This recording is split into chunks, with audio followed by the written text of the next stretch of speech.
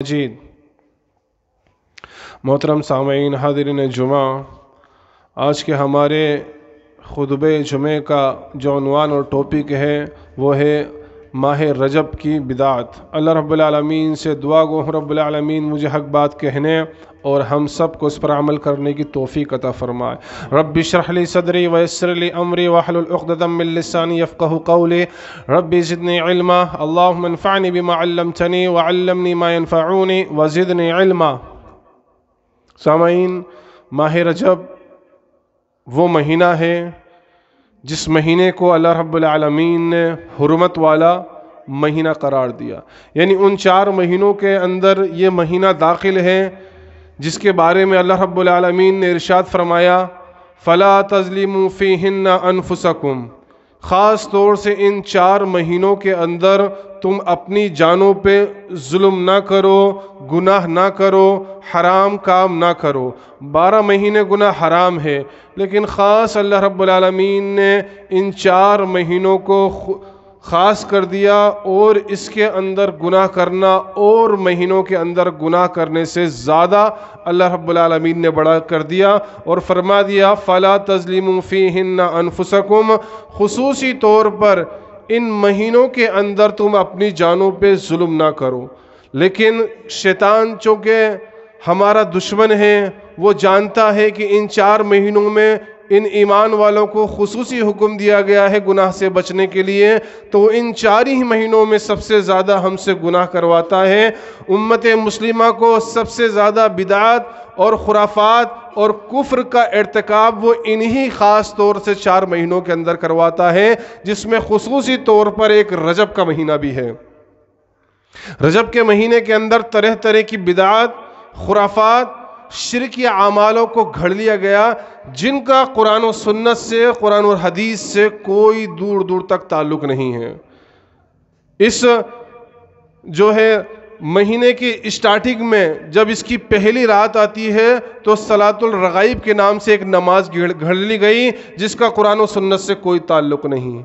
इसी तरह से इस महीने की 22 तारीख जब आती है, 22 रजब जब आता है, तो 22 रजब के दिन रजब के कूंडों की रस्म को घड़ लिया गया, जिसका कुरान और हदीस के अंदर कोई सबूत नहीं।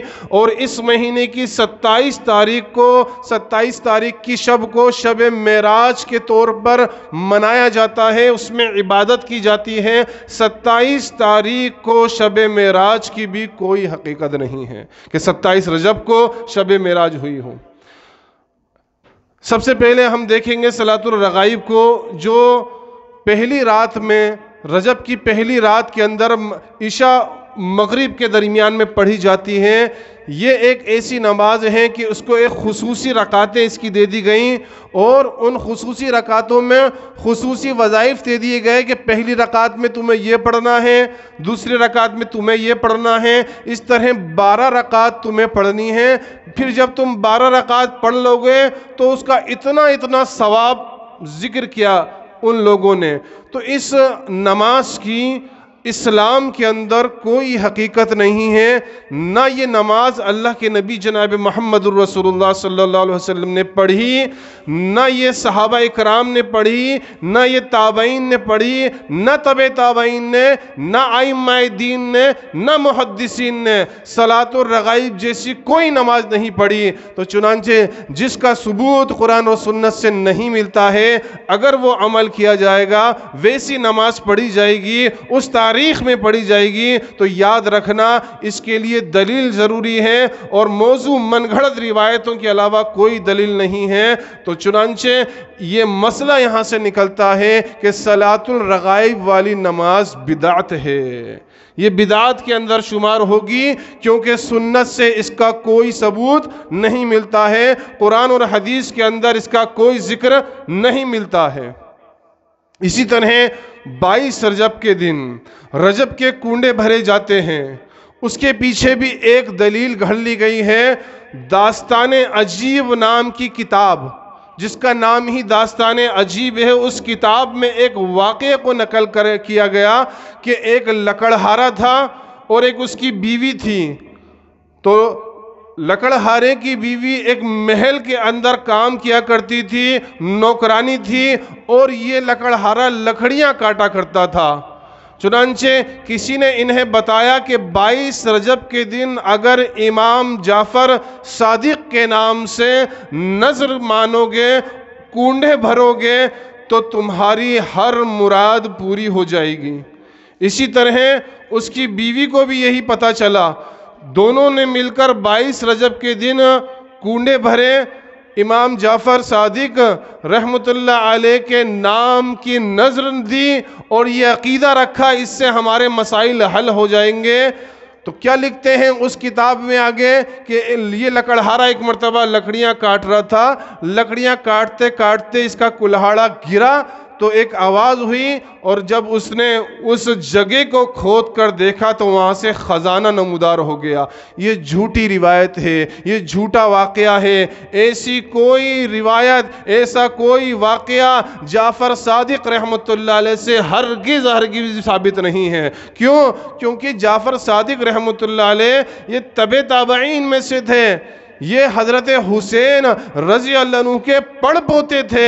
یہ نعوذ باللہ اپنی نظر کا، اپنی نیاز کا حکم کیسے دے سکتے ہیں؟ کیونکہ اللہ کے علاوہ دوسروں کی نیاز دینا، دوسروں کے لیے جانور ذبح کرنا، دوسروں کے لیے پکوان بنانا یہ حرام ہے، وہ جانتے تھے۔ تو پتہ یہ چلا کہ لکڑہارے کی بیوی کے تعلق سے اور لکڑہارے کے تعلق سے جو 22 رجب کے دن کونڈوں کی نیاز کا واقعہ بیان کیا گیا ہے، یہ جھوٹا واقعہ ہے، یہ صرف ایک افسانہ ہے، یہ حقیقت میں داستان عجیب ہے جس کی کوئی حقیقت نہیں ہے۔ اب آئیے، اگر کوئی یہ عمل کرتا ہے، 22 رجب کے دن جعفر صادق رحمت اللہ علیہ کی نیاز دلاتا ہے، تو اسلام اس کو کس نظر سے دیکھتا ہے؟ کیا اسلام اس کو ایکسیپٹ کرتا ہے یا اس کو رد کر دیتا ہے؟ تو سب سے پہلی چیز یاد رکھیے، ہمارا مشکل کشا، حاجت روا اکیلا اللہ رب العالمین ہے۔ ہماری پریشانیوں کو دور کرنے والا، ہماری تکلیفوں کو دور کرنے والا، ہمیں رزق دینے والا، ہمیں شفا دینے والا، ہمیں اولاد دینے والا، ہماری بگڑی بنانے والا اگر کوئی ہے تو اکیلا اللہ رب العالمین خالق کائنات مالک ارض و سما ہے۔ اللہ کے علاوہ کوئی بگڑی بنانے والا نہیں ہے، اللہ کے علاوہ کوئی مرادیں سننے والا نہیں ہے۔ اگر ہمیں مراد مانگنی ہے، اگر ہم نے دکھڑا سنانا ہے، اگر ہم نے نظر ماننی ہے تو اللہ کے لیے نظر مانے، غیر اللہ کے لیے قطعا نظر نہ مانے، کیونکہ یہ اللہ ہی ہے جو دعاؤں کو سننے والا ہے۔ اللہ رب العالمین قرآن کریم والفرقان حمید سورہ اعراف آیت نمبر 55 کے اندر ارشاد فرماتا ہے، ادعوا ربکم تضرعا وخفیا، تم لوگ اپنے پروردگار کو پکارو، ادعو ربکم تضرعا وخفیا، گڑ گڑا کر پکارو، چھپ کے پکارو، انہو لا یحب المعتدین، واقعی اللہ تعالیٰ ان لوگوں کو پسند نہیں کرتا جو حد سے نکل جانے والے ہیں۔ یعنی اللہ رب العالمین نے ہم ایمان والوں کو قرآن کریم میں ایک خوبصورت دعوت دی ہے۔ کیا دعوت دی ہے رب نے؟ ادعو، تم پکارو، دعا کرو، ادعو ربکم تضرعا وخفیا، اپنے رب سے دعا کرو، اپنے رب سے دعا مانگو، اپنے رب کے سامنے حاجت رکھو، اپنے رب کے سامنے اپنا دکھڑا سناؤ، تضرعا وخفیا، چپ کے بھی اگر پکارنا ہے تو اس کو پکارا جائے، گڑ گڑانا ہے اگر کسی کے سامنے، عاجزی کرنا ہے، انکساری کرنا ہے، اپنے آپ کو خم کر دینا ہے، تو وہ صرف اکیلا اللہ رب العالمین ہے۔ اللہ کے سامنے اپنے آپ کو خم کرو، اس کو پکارو، انہو لا یحب المعتدین، اور رب حد سے گزر جانے والوں کو پسند نہیں کرتا ہے۔ یعنی اللہ رب العالمین نے ارشاد فرمایا، اگر تم رب کو نہ پکار کر، اپنا دکھڑا رب کے سامنے نہ سنا کر، اپنی حاجتیں رب کے سامنے نہ رکھ کر، غیر اللہ کے سامنے تم اپنی حاجتیں رکھو گے، غیر اللہ کی نظر اور نیاز دلاؤ گے، تو رب فرماتا ہے وَلَا تُفْسِدُوا فِي الْأَرْضِ بَعْدَ إِصْلَاحِهَا، تم زمین کے اندر اصلاح ہو جانے کے بعد فساد برپا کر رہے ہو۔ زمین کے اندر شرک کرنا یہ سب سے بڑا فساد ہے مسلمانوں۔ آج ہم نے فساد کو کیا سمجھا ہے کہ فساد کیا ہے؟ حقیقت میں قتل و غارت گری کرنا فساد ہے، چوری کرنا فساد ہے، ڈکیتی کرنا فساد ہے، لوگوں کا ناحق جو ہے مال کھانا فساد ہے۔ لیکن ان تمام فسادوں میں سب سے بڑا فساد کون سا ہے جس کے اندر اللہ رب العالمین نے اس آیت کریمہ میں ذکر کیا؟ وہ فساد یہی ہے کہ تم اللہ کے علاوہ کسی اور کو پکارو، اللہ کے علاوہ کسی اور سے دعا کرو۔ رب فرماتا ہے وَلَا تُفْسِدُوا فِي الْأَرْضِ بَعْدَ إِصْلَاحِهَا وَادْعُوهُ خَوْفًا وَطَمَعًا۔ پھر رب نے دعوت دی فساد برپا نہ کرو بلکہ اس رب کو ہی پکارو، خوف کے ساتھ بھی اس کو پکارو، لالچ کے ساتھ بھی اس کو پکارو۔ اس واقعے میں کس کو پکارنے کا حکم دیا جا رہا ہے لالچ کے ساتھ؟ کہ اگر مال چاہیے، محل چاہیے، جائیداد چاہیے، سونا چاہیے تو جعفر صادق کے نام کی نظر کرو، تمہیں یہ سب چیزیں مل جائیں گے۔ یہاں رب کہہ رہا ہے وَادْعُوهُ خَوْفًا وَطَمَعًا کہ صرف اللہ کو پکارو خوف کے ساتھ بھی اور طمع اور لالچ کے ساتھ بھی۔ رب کے علاوہ تمہارا دکھڑا سننے والا ہرگز ہرگز کوئی نہیں ہے۔ رب کے علاوہ تمہاری حاجت روائی کرنے والا، مشکل کشائی کرنے والا، تمہاری دعاؤں کو قبول کرنے والا ہرگز ہرگز کوئی نہیں ہے۔ ان رحمت اللہ قریب من المحسنین، اور بے شک اللہ کی رحمت محسنین کے بالکل قریب ہے۔ تو یاد رکھا جائے اللہ ہی حاجت روائی کرنے والا ہے، دعاؤں کو سننے والا ہے۔ ہم اگر حاجت رکھیں، نظر مانیں، دعا کریں تو صرف اکیلے اللہ رب العالمین سے کریں، اور یہی انبیاء اکرام کا طرز عمل رہا ہے۔ حضرت ایوب علیہ السلام ہے، ایک طویل بیماری ہے، ایک طویل آزمائش ہے، یہاں تک کہ جسم سے کوڑ بہنے لگا ہے۔ اس طویل آزمائش کے بعد، اس طویل فقر و فاقہ کے بعد بھی کیا کہہ رہے ہیں؟ رب ارشاد فرماتا ہے سورہ انبیاء آیت نمبر 83 کے اندر وَأَيُّوبَ إِذْ نَادَى رَبَّهُ أَنِّي مَسَّنِيَ الضُّرُّ وَأَنْتَ أَرْحَمُ الرَّاحِمِينَ۔ حضرت ایوب علیہ السلام کی دعا کو، ان کے دکھڑے کو اللہ رب العالمین یہاں ذکر کرتا ہے اور فرماتا ہے وَأَيُّوبَ إِذْ نَادَى رَبَّهُ أَنِّي مَسَّنِيَ الضُّرُّ وَأَنْتَ أَرْحَمُ الرَّاحِمِينَ۔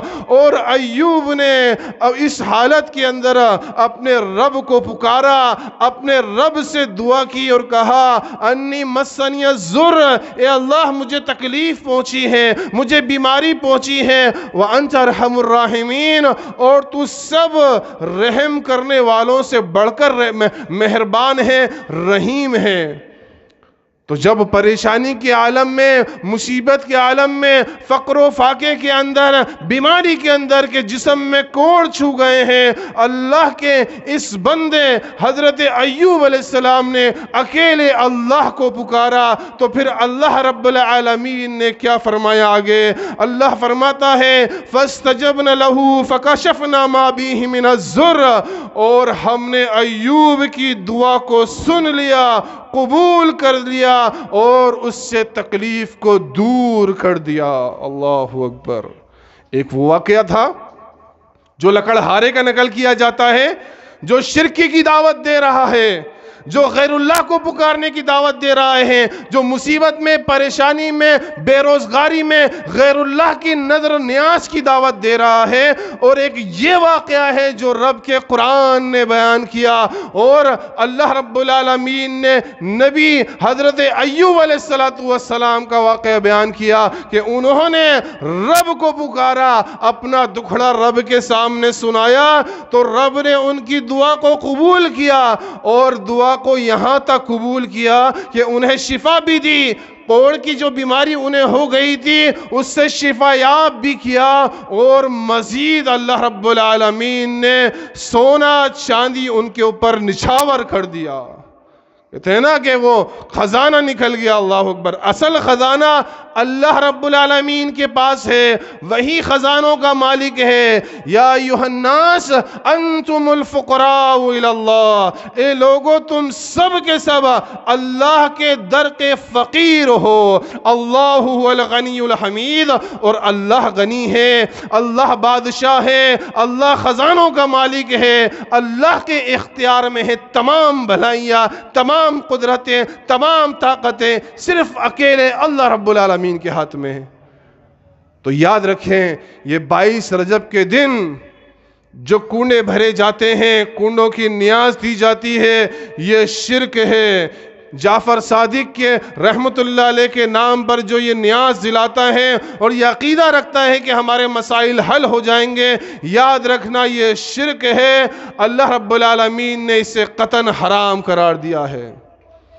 دوسری چیز، نظر نیاز دلانا اللہ کے علاوہ اگر شرک ہے تو پھر اس کھانے کا کیا حکم ہوگا جس کھانے پہ اللہ کے علاوہ دوسرے کا نام پکارا جاتا ہے؟ اللہ رب العالمین قرآن کریم والفرقان حمید سورہ بقرہ آیت نمبر 173 کے اندر ارشاد فرماتا ہے، انما حرم علیکم المیتۃ والدم ولحم الخنزیر وما اہل بہ لغیر اللہ، اور اللہ نے حرام کر دیا ہے تم پر، انما حرم علیکم المیتۃ، مرا ہوا جانور، والدم بہتا ہوا خون، ولحم الخنزیر سور کا گوشت، وما اہل بہ لغیر اللہ، اور اللہ کے علاوہ دوسرے کے نام کا ذبیحہ، دوسرے کے نام کا پکارا ہوا۔ اب چاہے یہ ذبیحہ ہو، چاہے یہ کھانا ہو، چاہے یہ پینا ہو، یہ کوئی بھی چیز ہو، اگر اللہ کے علاوہ غیر کی طرف اس کی نسبت کی جائے گی تو یہ کھانا اللہ نے،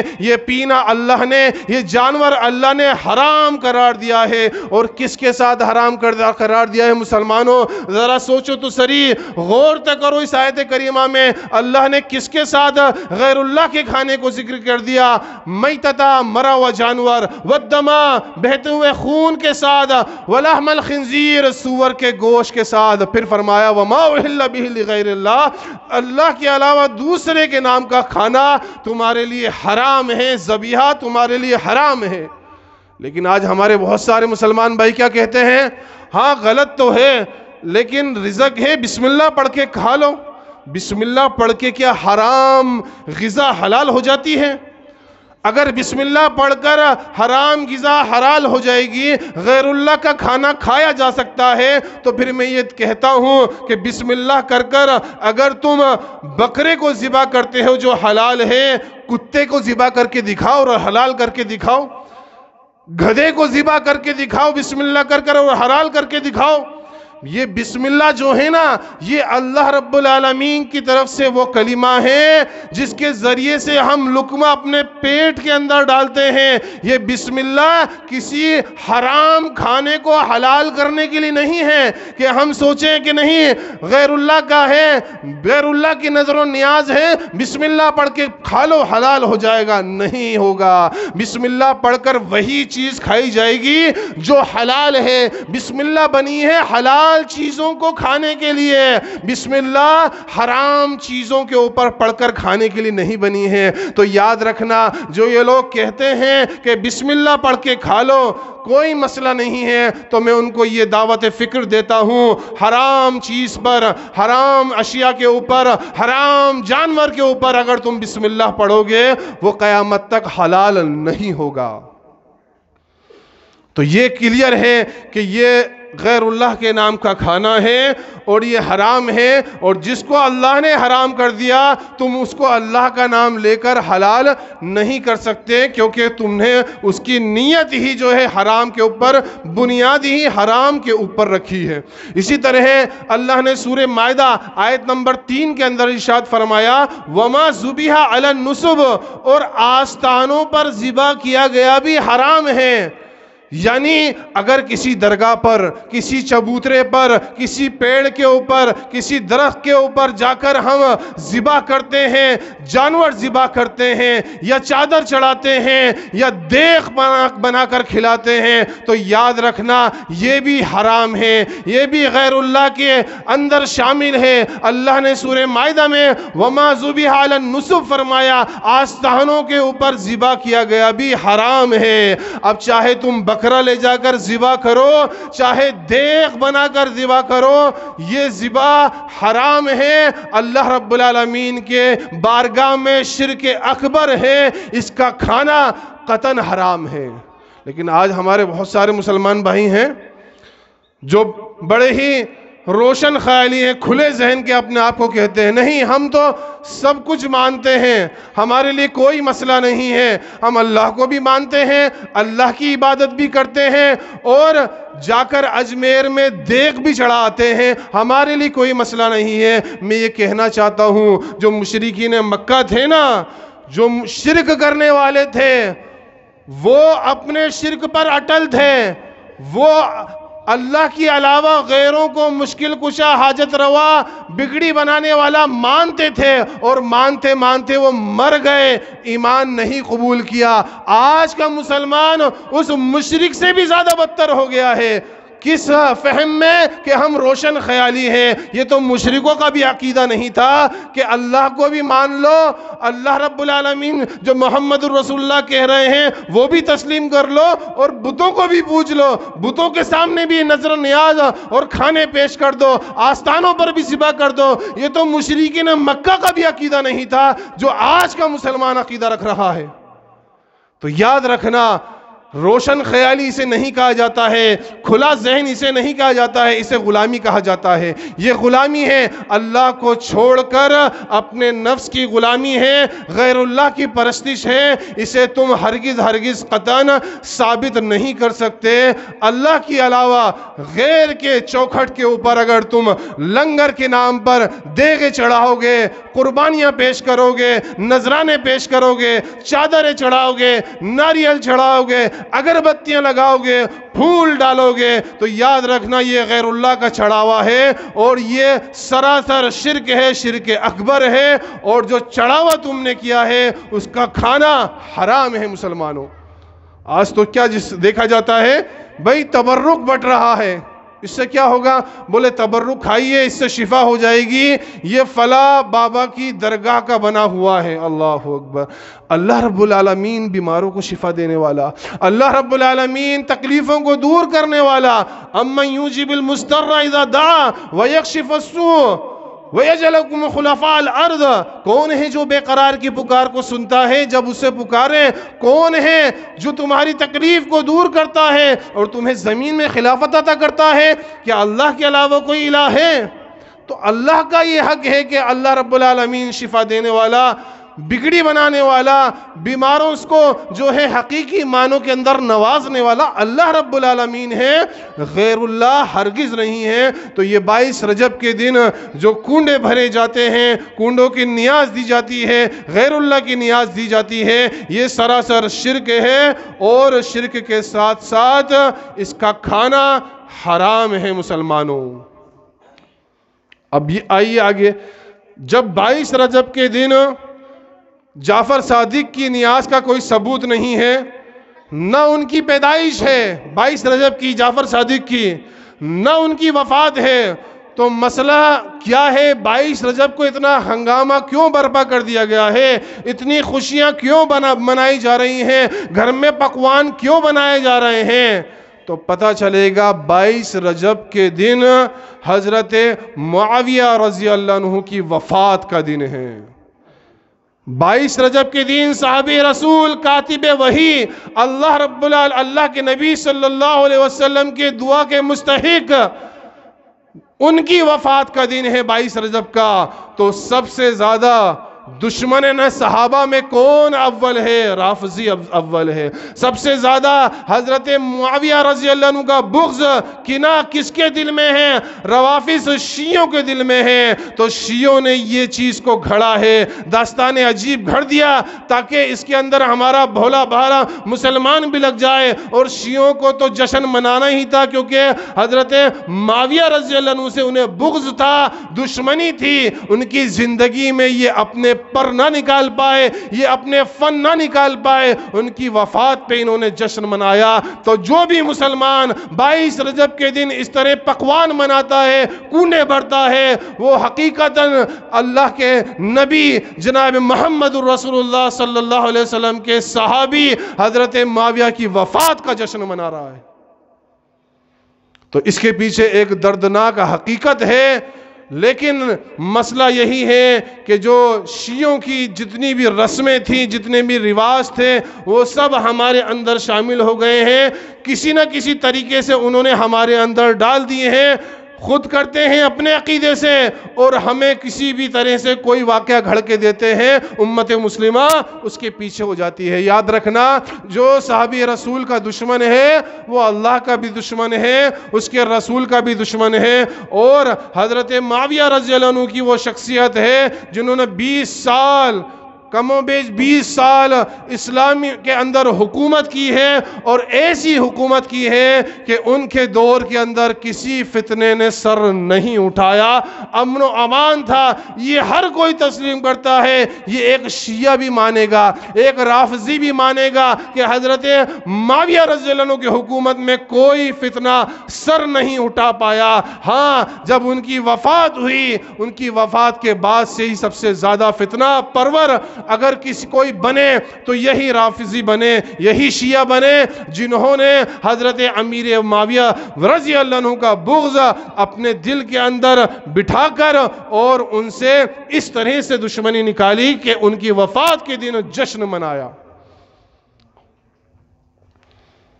تو 22 رجب کی یہ حقیقت ہے، نظر نیاز کا کوئی تعلق نہیں ہے۔ اسی طریقے سے اس تاریخ میں حضرت معاویہ رضی اللہ عنہ کی وفات ہوئی تھی، تو ہمیں دشمنوں کو موقع نہیں دینا چاہیے، ہمیں تاریخ کو بھی پڑھنا چاہیے، تاریخ کو بھی کھنگالنا چاہیے، اور دیکھنا چاہیے کہ حقیقت میں اسلام کے دشمن جو تھے انہوں نے کس طرح صحابہ کا بغض امت مسلمہ کے اندر ڈالنا چاہا، اور حضرت امیر معاویہ رضی اللہ عنہ کو کٹگھیرے کے اندر لا کر کھڑا کیا۔ اسی طریقے سے رجب کے اندر 27ویں رجب کو شب معراج منائی جاتی ہے۔ 27ویں رجب کو شب معراج منائی جاتی ہے۔ معراج کا واقعہ یہ حقیقت ہے، اللہ کے نبی جناب محمد رسول اللہ صلی اللہ علیہ وسلم کو معراج ہوئی، اللہ کے نبی صلی اللہ علیہ وسلم کو معراج ہوئی، اللہ رب العالمین نے آپ کو اپنی ملاقات کے لیے آسمانوں پر بلایا۔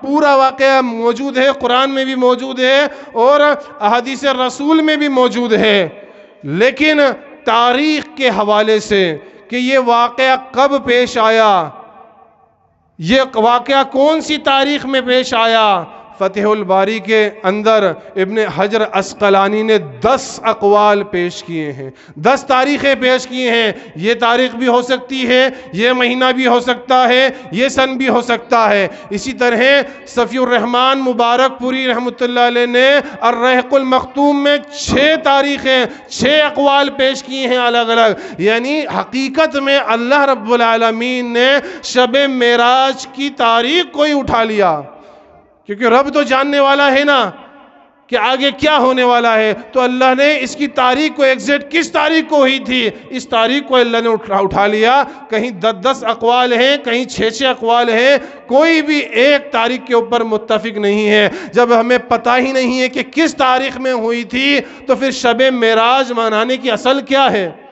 اور پھر اگر مان بھی لیا جائے کہ 27ویں شب کو ہی شب معراج ہوئی، اللہ کے نبی کو معراج پر بلایا گیا، تو میں یہ پوچھنا چاہتا ہوں، کیا اللہ کے نبی جناب محمد رسول اللہ صلی اللہ علیہ وسلم کی زندگی میں 27 رجب کبھی نہیں آیا؟